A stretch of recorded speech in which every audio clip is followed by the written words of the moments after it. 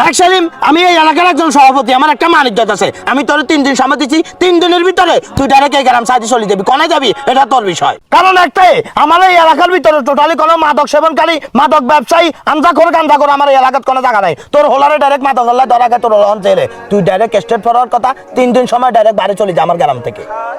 সভাপতি সাহেব আর হোলা এখান করে না, এত কোন সময় এখানে লোক জড়িত ছিল না।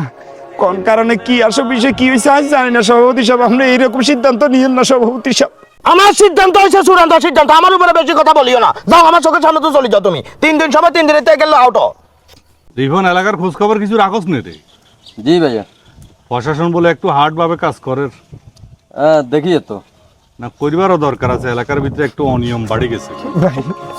ভাই এবার খাল লাগে আরে কন্যা সভাপতির আর এলাকা তুমি বার না করিবার লাগে। আরে কিছে সেলিম মিয়া চাই হ্যাঁ ছাড়েন না চাই কিছে কিছে সমস্যা কিয়া? নেতা সভাপতি সাহেব 3 দিনের টাইম দিছে, এই এলাকা তো চলে যেতাম। আন্নকে আত্মচকুর পরে আর হলা কোনোদিনও অবৈধ কামে জড়িত ছিল না। এত খুব ভালো হলা ছিল।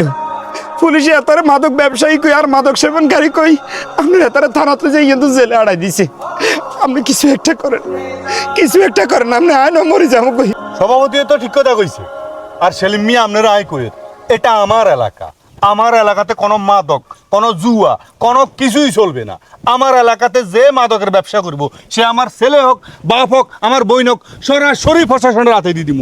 আমার এলাকা আমি একদম পিওর রাখুম। এই ব্যাপারে আপনি আমার কোনো সুপারিশ করিবেন না। নেতা আপনি ছাড়া আর কোনো উপায় নেই। হ্যাঁ মিয়া ছাড়েন, হ্যাঁ ছাড়েন। আপনি কি চান? আপনি ছেলেরা আয় জেলে তুলে আনি, আপনি ছেলে হুরা যুব সমাজ ধ্বংস করে দেখ, আবার মাদকের ব্যবসা শুরু করে দেখ। কি আইছেন? হ্যাঁ আমি নেতা থাকতে আমার এলাকা আমি খারাপ হইতে দিব না। যান চল রিমন চল।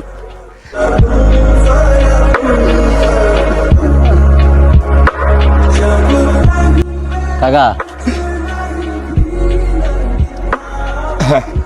কাকা আপনি যে নেতার কাছে গেছেন, যে নেতার হাসায় দিচ্ছেন, মূল মাদকের ডিলার হইছে হে নেতা। পুরো যুব সমাজ বেজ্ঞারে ধ্বংস করে হেমিয়া। আর আপনার হুত আছে না, আপনার হুতর ভিতরে ঢুকেছে হেমিয়া। আর কিছু কইতে পারি না হেমিয়া লগতে, এবার কলজাটা হাঁটিছে আপনার ভিতরে।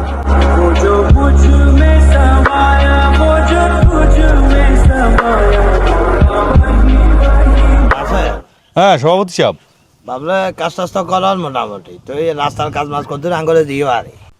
আরে সভাপতি সাহেব কিয়া কইলেন আপনি এই কথা? আপনি হয়েছেন দলের হুরান নেতা।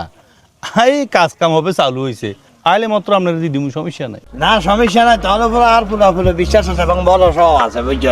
আলহামদুলিল্লাহ আলহামদুলিল্লাহ। নেতা আর হোলারে রিটার্ন দেন।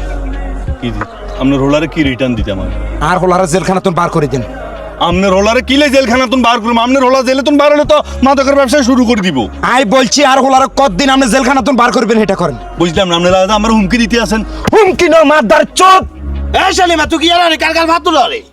এই সভাপতি সাহেব এই চুপ।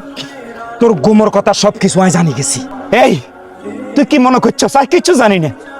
আমি সব কিছু জানি গেছি। তোর সকল তথ্য কিন্তু কার হাতে? তুই আর হোলারে জেলে হারাইছস। তুই যে মাদকের ডিলার পুরো এলাকার মানুষ জানে, কিন্তু ডরে কেউ কথা কয় না। কারণ কি লেগে? প্রশাসন বেগে তোকে হাতে।